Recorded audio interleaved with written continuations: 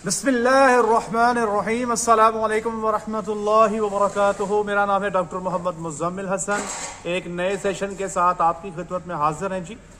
आज हम बात करेंगे लंपी स्किन डिजीज़ पे।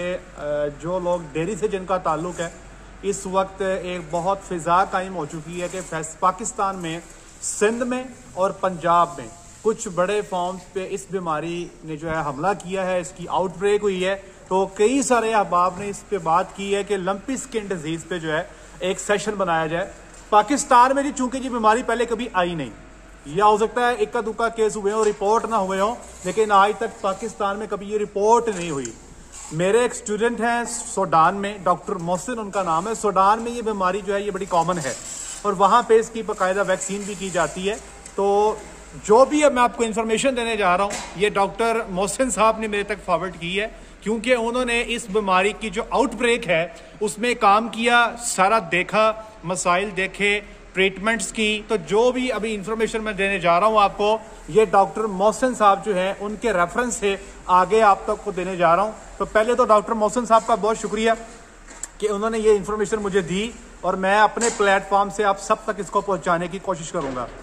तो याद रखिए कि लंपी स्किन डिजीज, जिसको LSD भी कह दिया जाता है, ये एक वायरल बीमारी है। जैसे मुंह खुर है, जैसे TDS है, तो ये एक वायरस है।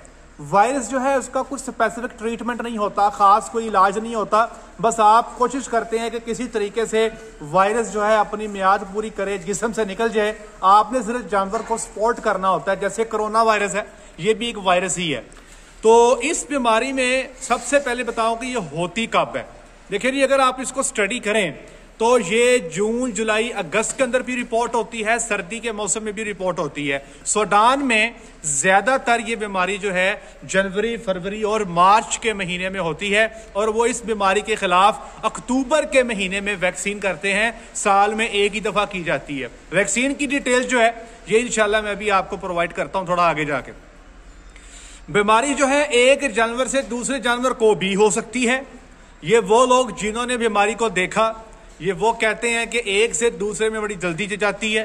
इसी तरह जो मच्छर है, मक्खी है, चिचड़ है, टिक्स हैं, ये भी वायरस को एक जानवर से दूसरे जानवर में फैलाते हैं। जानवर जो है, जो बीमार होता है, उस जानवर के थूक में, उस जानवर के आंखों से जो पानी निकलता है उसमें, और उस जानवर के सीमन तक में वायरस जो है निकल रहा होता है। तो वो जानवर जो है वो वायरस को बड़ी स्पीड से फैला रहा होता है। बेहतर है ऐसा जानवर जिसको फार्म पे ये मसला बन जाए, उसको फार्म पे बाकी जानवरों से अलहदा कर दें। और अलहदा करने से मुराद सिर्फ ये नहीं है कि जानवर को अलहदा करना है, उस पे मौजूद डॉक्टर भी अलहदा हो, उस पे काम करने वाले बंदे भी अलहदा हो, वहां पे काम करने वाले ट्रैक्टर भी अलहदा हो। तो समझिए कि आप उसको मुकम्मल आइसोलेशन दे देते हैं, मुकम्मल क्वारंटीन कर देते हैं कि उसका फार्म के बाकी जानवरों के साथ कोई ताल्लुक नहीं होगा। अब इस बीमारी के अंदर होता क्या है, जिस्म पे तफड़ से बन जाते हैं, जिसको हम नोड्यूल्स बोलते हैं, और ये पूरे जिस्म पे बनते हैं। ये आंख पे भी आ जाते हैं, कान पे भी आ जाते हैं, मुंह पे आ जाते हैं, सर पे आ जाते हैं, गर्दन पे आ जाते हैं, शोल्डर पे आ जाते हैं, जानवर के पेट पे आ जाते हैं, जानवर की पसलियों पे आ जाते हैं, जानवर के हिवाने पे आ जाते हैं। और अगर ये नर जानवर है तो नर जानवर के टेस्टिकल, जिसको खसिये बोलते हैं, वहां पर भी ये नोड्यूल बन जाते हैं। मैंने पाकिस्तान में इस वक्त जिन जगहों पे आउटब्रेक चल रही है वहां से मैंने कुछ वीडियोस मंगवाई हैं। एक तो वीडियोस आपके साथ में शेयर किए देता हूं जी। ये आप देख सकते हैं जी कि जानवर के जिस्म पे मुख्तलिफ जगहों पे ये तप्पड़ से बने हुए फोरे टाइप, जिसको हम अपनी लैंग्वेज में नोड्यूल्स कहते हैं।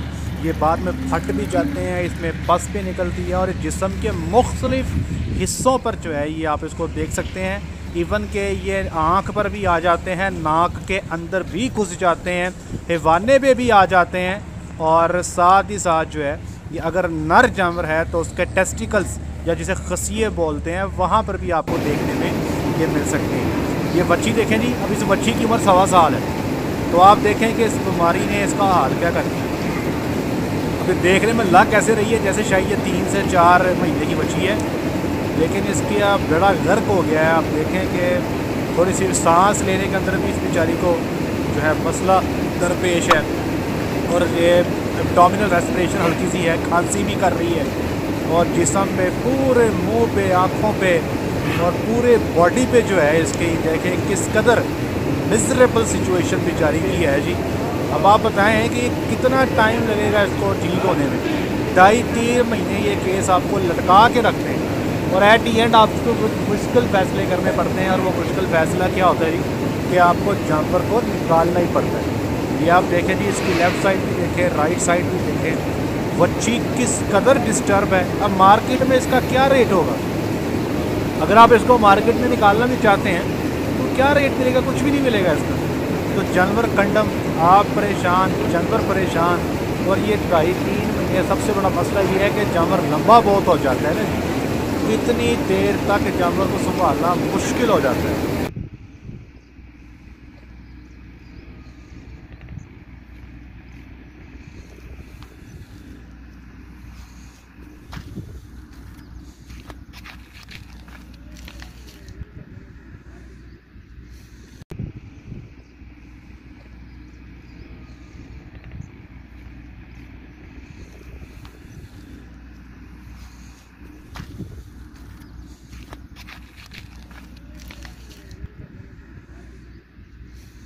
आप देखें कि किस तरह जानवर जो है वो निडाल हो चुका है, किस कदर उसके जिस्म पे ये नोड्यूल्स जो हैं, जिसको हम तफड़ कह देते हैं अपनी जुबान में।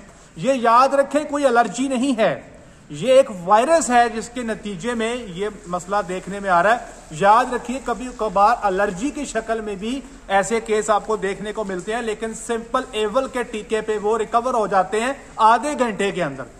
लेकिन ये जो केस है ये आधे घंटे में रिकवर नहीं होगा, क्योंकि ये वायरस की वजह से ये प्रॉब्लम जो है जानवर को बन रहा है। अब याद रखें जानवर को बहुत ज्यादा बुखार हो जाएगा, 105 तक बुखार होगा, खाना पीना छोड़ देगा, चूंकि पूरे जिस्म पे ये तफड़ से बन गए हैं। जानवर के लिए उठना बैठना भी मुश्किल होता है, जानवर का जिस्म का वजन बहुत रफ्तार से कम होता है और जानवर को सांस लेने में मुश्किल भी आती है। क्यों? ये जो तफड़ से बनते हैं ये बाद में फट जाते हैं, इनमें से पस निकलती है। बाज़ औक़ात ये तफड़ से जो है जानवर के नाक के अंदर भी बन जाते हैं। जब ये फटते हैं तो जानवर को सांस लेने में मुश्किल का सामना करना पड़ता है। इस बीमारी को जिन लोगों ने देखा है, 3 महीने से छोटे बच्चों को ये बीमारी अभी तक नहीं देखी गई, लेकिन 3 महीने से ऊपर जो वेड़े हैं उनमें ये मसला ज्यादा देखने में आया। वो जानवर जो प्रेग्नेंट होते हैं वो बच्चा फेंक देते हैं। तो बेसिकली तो ये बहुत ही खतरनाक बीमारी है और इस बीमारी में जानवर आहिस्ता आहिस्ता आहिस्ता आहिस्ता बिल्कुल अपने बॉडी वेट को, अपने वजन को बहुत कम कर देता है। और ये केस बहुत लंबे चलते हैं, मतलब 2.5-3 महीने चलते हैं। लोग तो ये भी कहते हैं, जिन लोगों ने इस आउटब्रेक में काम किया है, कि जिस जानवर को ये बीमारी आती है बाद में उसको कलिंग में ही डालना पड़ता है। और सूडान में जिस फार्म पे ये बीमारी आई थी उस फार्म पे 50 गायों की एक्सपायरी भी हुई थी इस बीमारी से। तो याद रखें ये बीमारी एक्सपायरी का बायस भी बन जाती है, क्योंकि जब इन्फेक्शन होती है, वायरस आता है, तफड़ बन जाते हैं, तफड़ फटते हैं, तो बाद में वहां पे बैक्टीरिया जो है वो भी आके हमला कर देते हैं। तो जानवर जो है कई एतराफ से कई सारी बीमारियों की जद में आ जाता है और फाइनली उसकी डेथ हो जाती है। अब चलते हैं इसकी वैक्सीनेशन की तरफ। सबसे पहले इसके है वैक्सीन करें। वैक्सीन जो है पाकिस्तान में अवेलेबल नहीं है, ये आपको मिलेगी दुबई से। डॉक्टर मुस्तफ़ा साहब हैं। अगर आप में से कोई साहब दुबई में डॉक्टर मुस्तफ़ा से राब्ता करना चाहें और वो चाहें कि वो वैक्सीन को पाकिस्तान में मंगवाना चाहते हैं, तो मेरे व्हाट्सएप नंबर पे मुझसे राब्ता कर लें। मैं आपको उनका नंबर भेज दूंगा, आप उनसे राब्ता करके पाकिस्तान में वैक्सीन मंगवा के कर सकते हैं। ये लंपी वैक्स के नाम से आती है, 100 ml की वायल है और 730 से 750 रुपए पाकिस्तानी एक जानवर की खुराक है। 1 सीसी खाल के नीचे लगती है, तो एक वायल जो है वो 100 जानवरों की खुराक होती है। और ये सबसे बेहतर है, जब भी वैक्सीन लाएं 21 दिन के बाद उसको दोहराएं और फिर बाद में सालाना ये एक दफा लगेगी। और दूसरे नंबर पे फार्म पे स्प्रे करें, जैसे वायरोक्साइड सुपर है, वायरोकिल है, टर्मिनेटर है गाजी का, ये स्प्रे फार्म पे करना शुरू कर दें, ताकि अगर वायरस फार्म पे मौजूद है तो इस वायरस का लोड कम हो जाए। अब अगर बीमारी आ जाती है तो मैंने बताया कि जानवर को अलहदा कर दें। मेरा बच्चा बहुत दिल कर रहा है चूसने का, तो जानवर को अलहदा कर दें दूसरे नंबर पे अगर जानवर को बुखार है तो उसको एनसेड से आप फ्लूनेक्सिन मैग्लोमिन दे सकते हैं। आप उसको सुबह शाम दें, सुबह भी दें शाम भी दें। और अगर ये नोड्यूल्स, ये तफड़, ये फट जाएं तो इन पे आप ऑइंटमेंट लगाएं, टॉपिकल ऑइंटमेंट, कोई एंटीबायोटिक जो है। बेशक आप 5 ग्राम का टीका जो है आप बीच में वैसलीन के मिक्स करके लगा दें तब भी ठीक है। जो अहबाब जिन्होंने इस बीमारी के साथ काम किया है उनके ख्याल में सल्फा ग्रुप जो है एंटीबायोटिक का, अगर आप उसको पेरेंटल रूट से दें, इंट्रामस्कुलर दें, जैसे ट्राइबर्सन है, तो ये इसके रिजल्ट ज्यादा बेहतर हैं रेस्पिरेशन के हवाले से भी और स्किन के प्रॉब्लम्स के हवाले से भी। और याद रखें कि इस बीमारी में जानवर को कंफर्ट देना ही मकसद है। तो कोशिश करें कि जिस जानवर को ये बीमारी आए उसको अलहदा कर दें, कच्चे फ्लोर पे रख दें और उसको सेकेंडरी इन्फेक्शन से बचाने के लिए काम करें। लेकिन जिन लोगों ने इस बीमारी के साथ काम किया उनका ये कहना है कि ये मुंह खोर से और ये बीमारी जो वेल है TDS उससे कई गुना ज्यादा खतरनाक बीमारी है, क्योंकि उसमें तो रिकवरी 4, 5, 6 दिन तक आ जाती है। लेकिन ये जो केस है लंपी स्किन के, ये भाई 2.5 से 3 महीने तक लंबा चलते हैं और फिर इंसान जो है वो जलील हो जाता है। एट दी एंड जो है जानवर को निकालना पड़ता है और उसका मार्केट में कोई रेट भी नहीं बढ़ता, क्योंकि देखे ना जी एक जानवर जिसमें तफड़ ही तफड़ है, क्या कसाई क्या रेट लगाएगा जिसका वजन भी कुछ नहीं है। इसलिए आज का जो हमने जो सेशन किया है उसका एंड रिजल्ट ये है, एक तो फार्म पे स्प्रे जारी रखें। स्प्रे तो आप किसी तरह भी कर सकते हैं। ज्यादा प्रिवेंशन चाहते हैं तो वैक्सीन मंगवा लें। और अगर खुदा ना खास्ता जानवर को बीमारी आ जाए उसको अलहदा कर दें और जो ट्रीटमेंट बताई है उसको फॉलो करें। आप एवल का इस्तेमाल करें, आप एट्रोपिन का इस्तेमाल करें, सल्फा जो ग्रुप है एंटीबायोटिक का वो इस्तेमाल करें, एसिड्स का इस्तेमाल करें और टॉपिकल जो है आप वैसलीन पेनबायोटिक के साथ या कोई भी जो आप बेहतर समझते हैं उसका इस्तेमाल करें। इंशाल्लाह अल्लाह हमारा हामी व नासिर हो। हमें अल्लाह की ज़ात जो है इस बीमारी से हमें पूरे पाकिस्तान के जानवरों को बचाए रखे, अपने हिफ्ज़-ओ अमान में रखे। आज तक के लिए इतना ही। अपना ख्याल रखिएगा, दुआ में याद रखिएगा, 5 वक्त की नमाज अदा कीजिएगा। अस्सलामु अलैकुम।